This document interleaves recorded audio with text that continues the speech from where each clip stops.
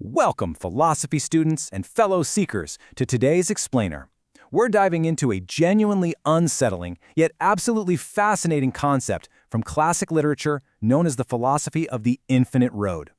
As a mythologist, I'm going to guide you through what happens when our deepest, most profound hopes are completely inverted by a figure known as the dark psychopomp. So, let's dismantle the illusion of progress together, shall we? Here's our roadmap for today. First, we'll look at the dual faces of Hermes, then the anatomy of the alchemical shadow. After that, we'll pit the pilgrim against the wanderer, explore 3 parables of the infinite road, and finally, bring it all home to the modern Faustian landscape. Part 1. The Dual Faces of Hermes. All right, to really grasp these texts, we first have to define the dark psychopomp. Now, traditionally, a psychopomp is this comforting escort, a guide who gently leads souls to the afterlife. But the sources we're looking at highlight a much darker iteration. We're talking about an entity of uncanny transition. This figure doesn't want to guide you safely to a destination. Instead, it literally haunts the in-between spaces and thrives on predatory disorientation. You really see a total inversion of the guide archetype here. Think of bright Hermes. He guides the path. He moves like a gentle breeze, faithfully delivering messages. But then, the sources present this shadowed double, the dark Hermes. His guidance style is purely disorienting. Instead of a breeze, he's a predatory blur. By acting as a sort of divine gaslighter, he proves that the very guide who knows the way out is often the exact same entity locking the door right behind you.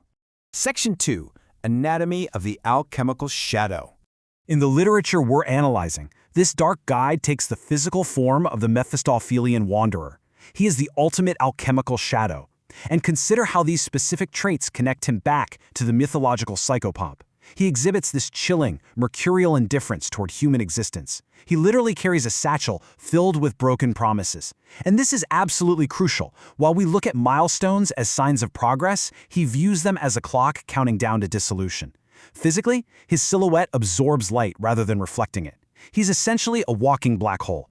Moving on to Part 3. The Pilgrim versus the Wanderer.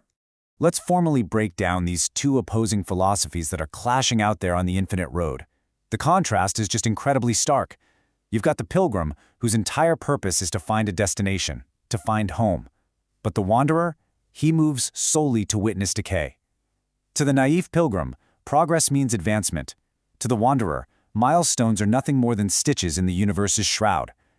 And the ultimate tragedy is that in actively seeking guidance, the pilgrim unknowingly welcomes the wanderer, a guide who leads not with a comforting torch, but with a terrifying absolute absence of light.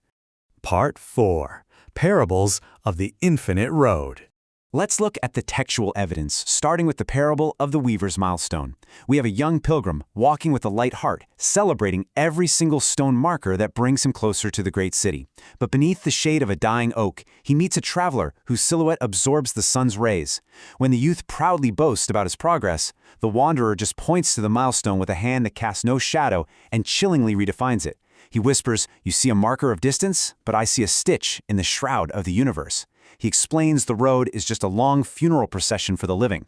Then the wanderer just walks away, leaving literally no boot marks upon the earth, leaving the youth with the horrifying realization that his progress is just a slow march toward his own dissolution. Then we get the parable of the salt-choked compass.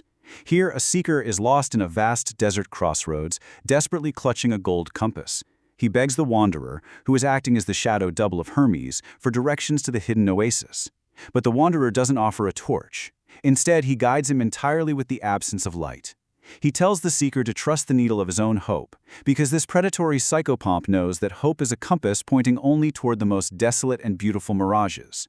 So, the seeker follows that direction straight into a salt-choked wasteland, driven by his own desperate fear. And the wanderer? He just watches with mercurial indifference. He provided no map, because he delights in seeing spirits completely lost in the in-between. Finally, there's the parable of the vanishing wake. A merchant is out seeking the ultimate market, completely convinced that every mile traveled is an investment in his own self-discovery.